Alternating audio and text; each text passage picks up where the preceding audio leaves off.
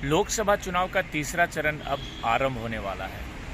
आरंभ तो बहुत पहले हो गया है, लेकिन लड़ाई की जो तस्वीर है वो सामने आ चुकी है और सभी दल जोरों शोरों से चुनावी रैलियां कर रहे हैं, चुनाव प्रचार कर रहे हैं, जनसंपर्क अभियान कर रहे हैं। लेकिन आज मैं बताने वाला हूं कि तीसरे चरण में काफ़ी ही मजबूत लड़ाई होने वाली है और बहुत ही महत्वपूर्ण सीटों पे लड़ाई होगी, क्योंकि पिछले जो 2 चरण में चुनाव हुए उसमें जो तस्वीरें उभर करके सामने आ रही है उसके मुताबिक इंडिया गठबंधन कहीं भी कमज़ोर नहीं दिख रही है, खास करके बिहार की बात करूं तो।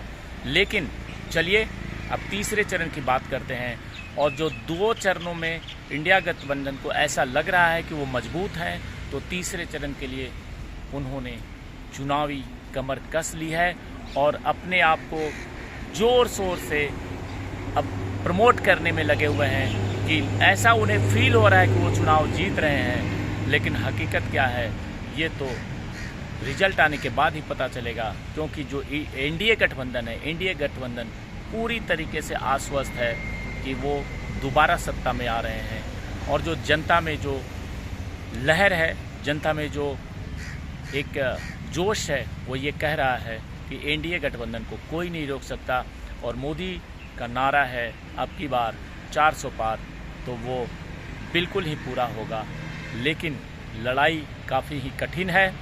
और मैं बात करूं तीसरे चरण की, तो समाजवादी पार्टी के अखिलेश यादव ने कन्नौज से नामांकन करने का ऐलान कर दिया है और हो सकता है कि 1 मई को राहुल गांधी भी अमेठी से नामांकन करें और 2 मई को प्रियंका गांधी रायबरेली से नामांकन करें। यानी कि तीसरा चरण का ये जो चुनाव है काफ़ी ही गहमा गहमी वाला होने वाला है। रक्षा मंत्री राजनाथ सिंह लखनऊ से प्रत्याशी होंगे और स्मृति ईरानी अमेठी से, मेनका गांधी सुल्तानपुर से, जबकि प्रधानमंत्री नरेंद्र मोदी बनारस से चुनावी मैदान में होंगे। इसमें अभी केवल राहुल और प्रियंका, इन दोनों को प्रत्याशी बनाया जाएगा या नहीं, इसके पत्ते अभी तक कांग्रेस ने नहीं खोले हैं। लेकिन 1-2 दिनों के अंदर ये सब कुछ सामने आ जाएगा कि आखिर कांग्रेस का प्रत्याशी कौन होगा और अमेठी से कौन चुनाव लड़ेगा, रायबरेली से कौन चुनाव लड़ेगा। लेकिन ये तीसरे चरण का चुनाव काफ़ी ही महत्वपूर्ण होने वाला है।